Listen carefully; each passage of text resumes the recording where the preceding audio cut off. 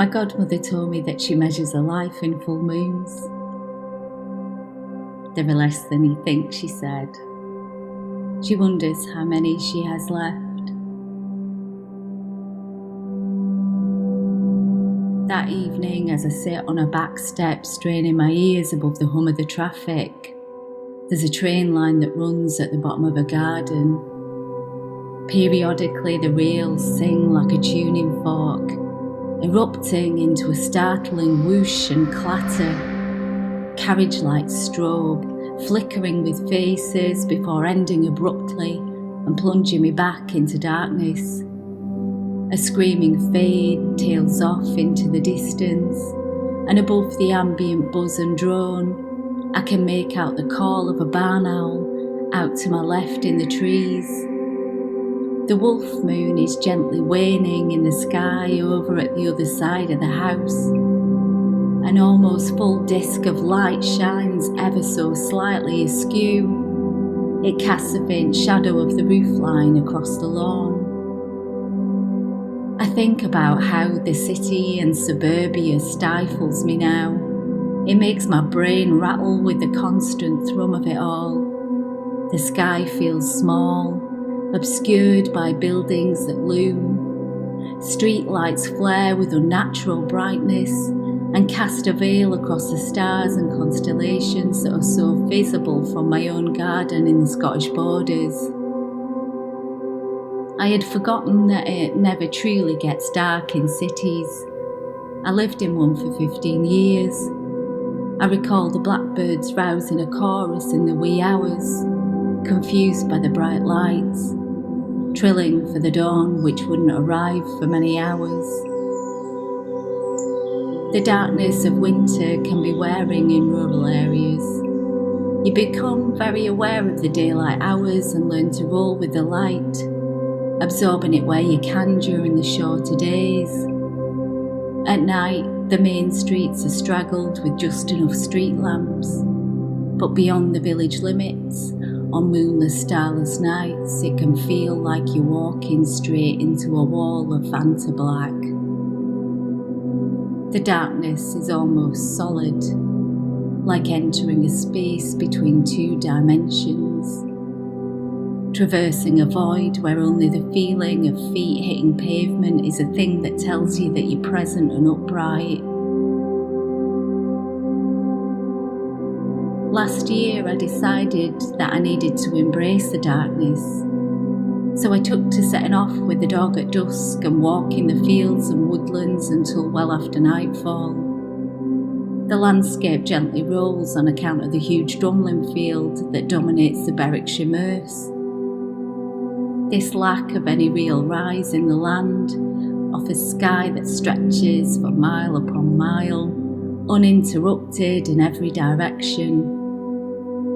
Shifting shades of grey to full spectrums of colour, fanning from east to west and bearing hues of cyan, mauve and coral when the sun starts to dip below the horizon. Eventually it blues to black, glinting with diamonds. Deep in the gloaming, hordes of jackdaws and crows can be heard as they wing their way towards the tree lines, cackling calls and caws, debating on the best place to roost and settle. It has me a smile that ripples. If I'm lucky, I'll chance upon a set of snow-white wings as a barn owl cuts an elegant zigzag across one of the fields. Mostly I just hear their familiar reverberating screech. It warbles into space, setting the field mice at a run. The tawnies are active often.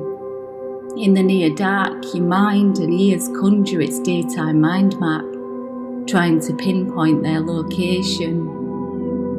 It's amazing how quickly your senses adjust to the lack of light.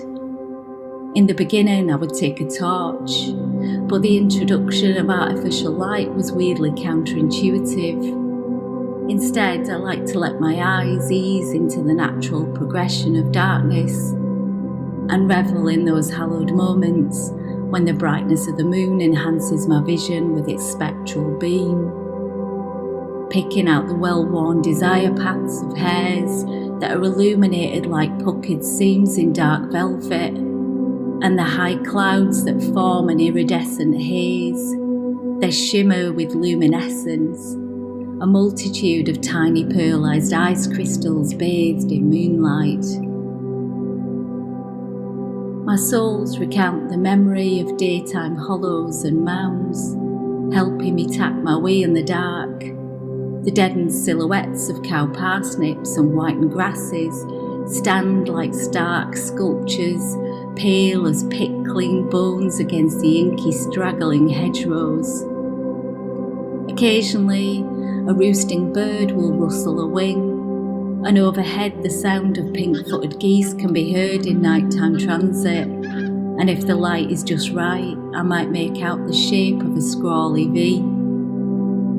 There's a real sense of calmness in the dark, despite the nocturnal devouring of rodents plucked by nighttime wings, and the hundreds of earthworms that are lost to the jaws of badgers. For centuries, the moon has been of constant fascination, but it has also been of practical use. At one time, it was the primary source of illumination, enabling people to travel, mariners to navigate, and even now the lunar phases are incorporated into some traditional farming practices. The moon's gravitational pull on the earth is what causes our tides, and some animals, such as corals and oysters, have synchronised their spawning and shell opening patterns with the lunar cycle. The moon is also essential to birds in their migration and navigation, whereas other birds have timed their reproduction to coincide with specific moon cycles. I realise that unknowingly I've been clocking the moon for most of my life, but not entirely equating its connection with the passing of time. And my godmother is correct, there aren't as many as you think. The average life expectancy in the United Kingdom is 81 years, which equals to around only 1,000 full moons in a lifetime. The moon is moving away from the Earth at a rate of 3.58 centimetres per year, the approximate rate at which our fingernails grow.